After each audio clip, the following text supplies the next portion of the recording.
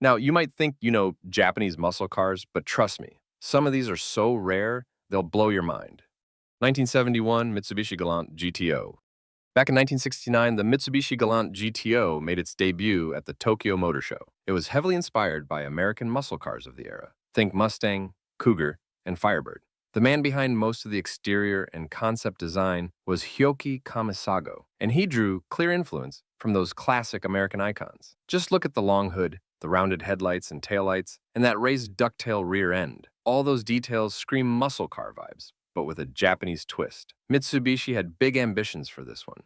They wanted to make a rally car that wasn't just fast, but tough too. And this design brought that vision to life. Now, while the 1973 oil embargo ended up canceling the JCCA Grand Prix and even slowed down production of the Skyline, the GTO was originally meant to race in that series. But that didn't stop it from hitting the track elsewhere. It still racked up wins in events like the World Rally Championship, the Southern Cross Rally, and the Japanese Alpine Rally. In the bigger picture, cars like the Mitsubishi Galant GTO, the Nissan Skyline 2000 GTR, better known as Godzilla, and the Toyota 2000 GT helped put Japan on the map for muscle cars. They brought their own flair, sleeker, sportier, but still packing serious power.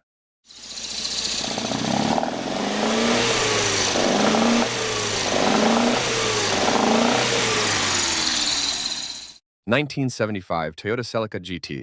The Toyota Celica played a huge role in kicking off the small, sporty coupe craze. It hit the scene in 1971, right around the same time as the wildly popular Capri and Opel Manta. But the Celica stood out, thanks to what Toyota does best: solid build quality, smart pricing, and a stylish Japanese spin on the classic pony car formula. Sure, it didn't handle quite as sharply as its German competition, but it kept getting better with every update. By 1975, the top-of-the-line model came equipped with a brand new 2.2-liter 20R single overhead cam four-cylinder, now with a cross-flow head. Even though the net horsepower only bumped up to 96, the torque delivery got a serious boost. In fact, it shaved nearly a full second off the previous model's acceleration time.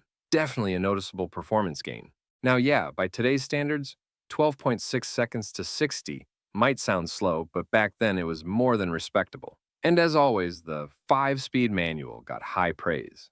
Reviewers also loved the interior, which came packed with quality features that were standard, not optional. And here's something that really sets it apart. Unlike most of its German rivals, plenty of these old Celicas are still out there, holding their own as daily drivers, even today.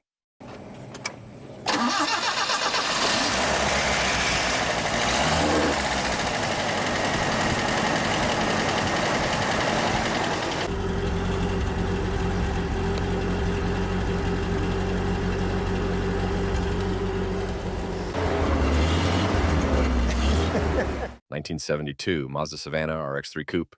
In September of 1971, Mazda introduced the RX3, known as the Savannah back in Japan. It was offered as either a coupe or a sedan and came equipped with Mazda's groundbreaking 10A rotary engine. With its sharp styling and sporty appeal, it didn't take long to catch on. In fact, it sold 5,400 units in its very first month, quickly becoming a favorite among Japanese car fans. Just a year later, Mazda upgraded the rotary to the 12A, giving the RX3 the muscle to go head-to-head with the Nissan Skyline GTR, on the road and on the track. It really found its place in the racing world, especially after racking up an incredible 100 wins in Japanese touring car races by 1976.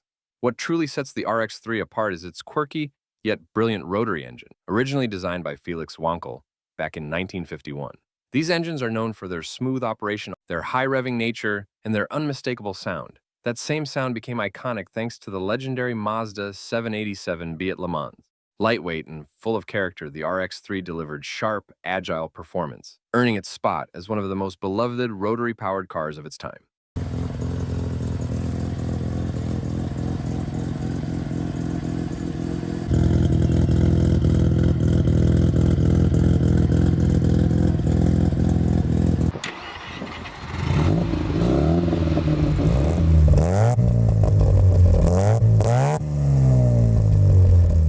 Number 6, 1968 Isuzu 117 Coupe.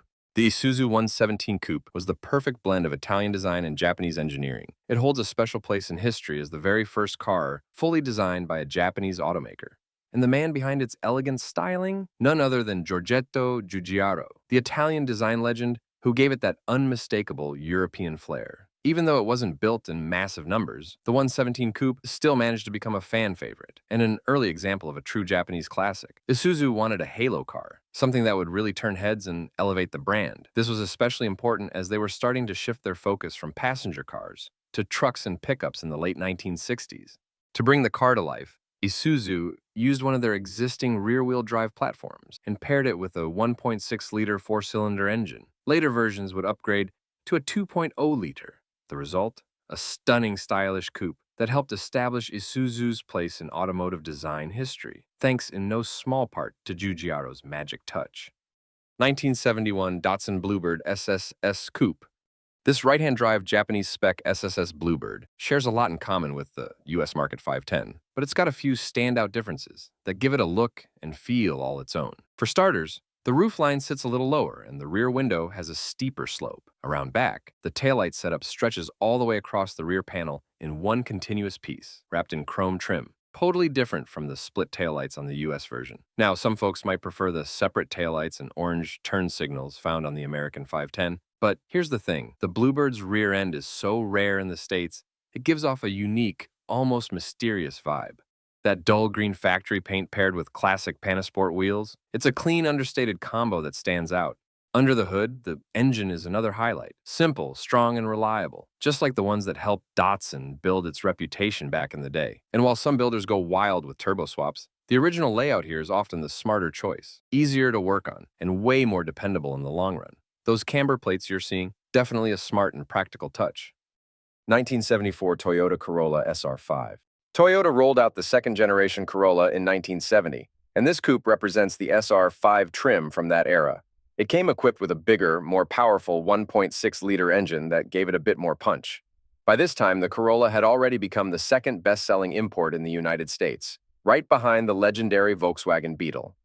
The Corolla is the car that really put Toyota on the map, both in Japan and around the world. In America, it was seen as a dependable, entry-level economy car. You could think of it like a modern-day Beetle, except it was built to 1970s standards, not stuck in the 1930s. It was known for its quality craftsmanship, rock-solid engineering, and a simple, no-nonsense attitude. And that formula worked. Even today, the Corolla is still one of the most trusted choices for small car buyers.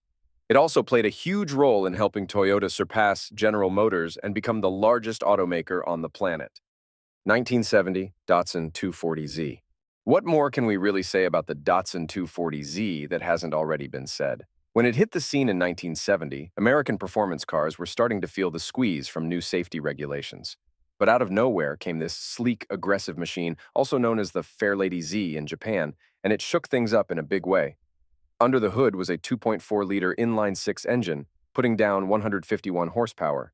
And just as American buyers were beginning to look beyond Detroit for real performance, the 240Z showed up at the perfect time. Of course, the looks didn't hurt either. With styling cues that felt part Aston Martin, part Jaguar, and even a touch of Porsche up front, the 240Z had all the appeal of an exotic European sports car, but without the eye-watering price tag. Naturally, it was a hit. American buyers were drawn to it like moths to a flame, and decades later, the Fairlady Z still holds its place as a must-have among collectors and enthusiasts. These days, $35,000 for a clean example feels totally justified, especially for a car often referred to as the Japanese 911. It was a massive success, and while the production run didn't last forever, solid examples are still out there, waiting for the right garage.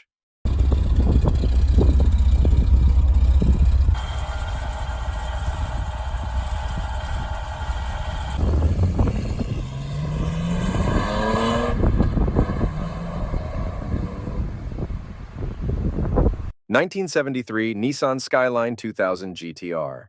Nothing sends a chill down the spine of a true JDM fan quite like hearing the words Nissan Skyline GTR. The original Skyline GTR didn't have the sleek, curvy lines of a typical Japanese sports car. Instead, it leaned into a more muscular, almost American-inspired design. But under those boxy lines was something special, a 2-liter inline-six engine cranking out 160 horsepower, which was more than enough to turn heads back in the late 1960s. The Skyline GTR isn't just a car, it's a symbol. one of Japan's greatest automotive achievements. And the fact that it was never officially imported to the United States, that only adds to its legend. And of course, you can't talk about Godzilla without bringing up the Hakosuka. That nickname comes from the Japanese words for box and skyline, and it refers to the earliest GTRs. Only 1,945 of those original Hakosuka GTRs were ever built. That makes finding a real one today extremely difficult. There are replicas out there, but if you're after the real deal, be prepared to pay a serious premium. 1967 Toyota 2000 GT. Much like Honda, Toyota wasn't always the global powerhouse we know today. Back in the day, it was just a small company with some big dreams, and the 2000 GT was one of those dreams brought to life. This compact, sporty coupe, powered by an underrated inline-six, played a huge role in putting Toyota on the map, especially in the United States. The engine, built by Yamaha, wasn't just about looks either. It delivered performance and handling that felt straight out of a race car. With the 2000 GT, Toyota absolutely struck gold. Sure, sales in the US were modest, but the impact massive. It opened the doors to a market that would eventually become Toyota's biggest success story. And with its stunning design and sky-high price tag, the 2000 GT earned its title as Japan's first true supercar. Today, it's one of the rarest Toyotas ever made, regularly commanding over $1 million at auction.